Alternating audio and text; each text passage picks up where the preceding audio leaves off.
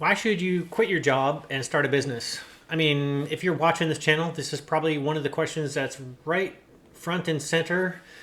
So let's get into it. My name is Gene.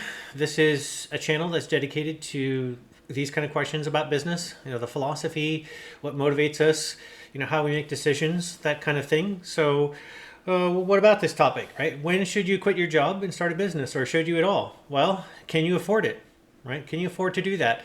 You're going to need a certain number of months of runway, right? Runway is, your cost of living per month uh, divided, so you have to figure out what's my total assets, right? What's my total nest egg? What's my, other recurring revenue per month? That could be unemployment. That could be side hustles. That could be other family members that are making income. Balance that all out and figure out how many months you can last without your income before you need to take drastic action. That is your runway. Right now, I have basically infinite runway. How did I achieve that? It's not by having huge income. I don't. I have decent income. The fact is that I achieved it by slashing my cost of living drastically. Now, how did I do that? Well, we got ourselves out of the rat race. We paid off our house. We paid off our cars. And you know what? When you don't have house payments, you don't have car payments, and you don't have a huge number of subscriptions, we don't do Netflix, we don't do cable TV. We basically just have an internet connection, and we get all of our content that way. And believe me, look, you're watching YouTube, that's how we get our content. When you slash your bills to the point where you're only living on $1,500 a month, you can make your runway last a long time with the assets that you have already either in the bank or your investments. I think we're probably not that far, or we're probably if with infinite runway, it means that just the income that we have, even just passive income, if I say my company folded, I'd be able to get by until the end. Now, that doesn't account for inflation or huge medical bills or whatever. So I'm not stopping an income. In fact, we'll talk about why in a different video. We'll talk about why you should work even if you don't need the income. So you need to be able to afford it, right? So should you quit your job and start a company? Well, yes, if you can afford it. If you can't afford it, that doesn't mean you can't start a company. It means you need to start it as a side hustle. It has to be something that's extra, and you need to be dedicated enough to that side hustle that you build it up to the point where it starts to take more of your energy, time, and it provides more income than, or at least equal income to your current job.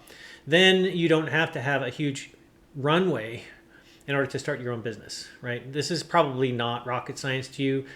This is probably pretty obvious, but I'm just stating it because, look, it is something that everyone has to face. Well, what about medical benefits, right? What about the medical insurance programs? Well, let me just put it to you this way. If let's say you start a company, you shouldn't hire somebody unless they can contribute 5 times what they cost you. This means that your company is getting 5 times value and productivity over what they actually pay you. That means that let's say you're making 100K, you're producing 500K worth of value per year. That's a pretty expensive insurance plan when you think that $400,000 that you're not getting because you need to have the low monthly payment. I'll tell you another thing, right? With the Obamacare program, the ACA, right, the American Care Act or whatever, it's actually not that expensive, right? Because you get subsidized. If you're low income, and you will be if you're starting your own business, because whatever is left of your residual, that's your income. Especially in the first years when your business is not making money or not making much, that low income will allow you to subsidize your insurance payments to the point where you're paying hundreds a month, right? Like right now I'm paying $500 a month for a family plan. That's probably what I would pay with an employer, maybe even less. So it's no longer the case that having an insurance plan is something compelling to keep you at your employer. So really do your digging. Just call up an insurance broker and talk to them about it, and you'll find out exactly what it would take for you to start your own business and have your own health insurance plan. Now, why would you want to do a business? Well, because you can make a lot more that 5x that I talked about, that actually goes to your bottom line instead of somebody else's bottom line. Furthermore, if you have employees, it's going to cost you. The reason it's 5x is because it costs you more than just the salary for an employee. There's benefits, there's like health insurance, there's 401ks, there's workman's comp and other taxes and stuff like that. So it's going to cost you more, but still you'll probably make 30%. You probably make 30%, or 30% of whatever productivity your employee makes is going to go to your bottom line, or at least to the company's bottom line. So think about that, right? No longer are you the guy that's being milked, so to speak. It's not really being milked. No longer are you the guy that's contributing your productivity, your income to someone else's bank account. They're contributing theirs to yours. And don't feel bad about that. This is an extraordinarily good thing for them, right? Because they get a job, right? And they need a job. And if you treat them well, they will love you for it. They'll produce, as much as they can for the success of the company because they want the company to succeed. Everyone wins, right? That's the way business should be. Everyone should win. So what about your retirement? Well, actually, because businesses compound in value, right? So you win some customers and they're sticky customers, right? You don't ever want to have a business, in my opinion, where your customer buys once and then goes away, right? Like a used car sales. You want to have customers that come back again and again and again. The best kind are B2B business, B2B customers. So you win a customer and they contribute to your baseline, and every customer raises that baseline. That's how you get compounding returns. That's how business works. So even though your business doesn't make a lot at the beginning, at the end, maybe you get bought out by somebody, it's your entire retirement, right? It's that nest egg that you said, geez, I wish I had that. That is how you get that. Right, so you can get it also by working for some other employer, provided you live well below your means, save the maximum amount of money, and have a really good investing plan on how to make that money grow. I probably will not do a video on that, although my methods in making returns on stocks has really gotten quite good lately. That's really for other people to do videos on. But the fact is you can, right? And it doesn't have to be stocks. It can be other things as well, like real estate or something like that. But I will tell you this, right? The amount of money and effort that you invest into your own business will give you much higher returns than the money that you put into somebody else's business, which is what it is when you buy stock, right? You're putting it into someone else's business. You're relying on someone else's decisions to affect your bottom line, to affect your cost of living, to affect your welfare, your health. The fact is, if you do it yourself, if you're in charge of that and you make the decisions, then you have control over your own success or not. And that is a great place to be.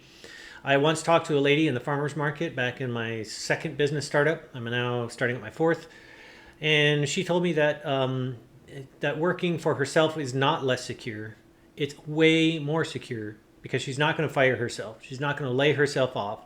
If times get tough, she just works harder, hustles more. But having some income, even if it's less, and even if you have to work a little harder, is better than having none, which is what it means to get fired or laid off, right? So keep this in mind. There are a lot of good reasons to start your own business, right?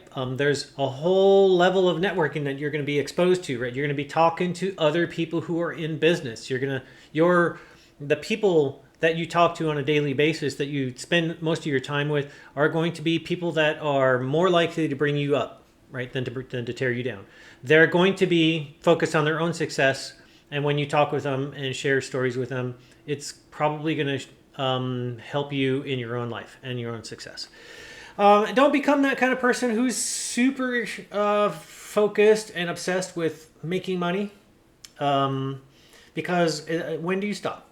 Right, so I'll do a video on that too in another time. So if there's also some successes, some challenges, some reasons to be in business and some reasons to avoid it that you can think of that you'd really like to contribute to the conversation, I do read the comments below, and so do my viewers. So please leave a comment and we'll address those questions. What are the penalties of being in business by yourself? Well, the big ones are that you have to find your own sales, right? You have to sell your own product, whatever that is. Now, you have to wear a lot of hats, right? You have to be in sales, you have to be in marketing, you have to be managing the employees. You have to, start up your own business. You have to get the license. You have to get your tax ID number, all that sort of stuff, and even do your books for a couple years, which I highly recommend, at least for the first couple years. You have to do all those things, right? So you have to stretch. But let me tell you another secret in life. The more you stretch, the happier you are. The more things that you accomplish that are hard, the more, confident you're going to be. The prouder you're going to be of your own accomplishments. And, that's just a really good place to be in life. So it'll make you happier, right? Achieving your values, especially hard to achieve values, are the things that make you happier than anything else ever in the existence of man. So take that to heart. My advice is, if you are thinking about starting a business and you can afford it, or you can see a means by which to start your own business, I highly recommend you do it. We'll talk in another video about what business you should think about selecting as your first business if you're just getting in, or what kind of businesses are more likely to succeed than others. But for now, I'm going to end this. So thanks very much for tuning in. We'll see you on the next one.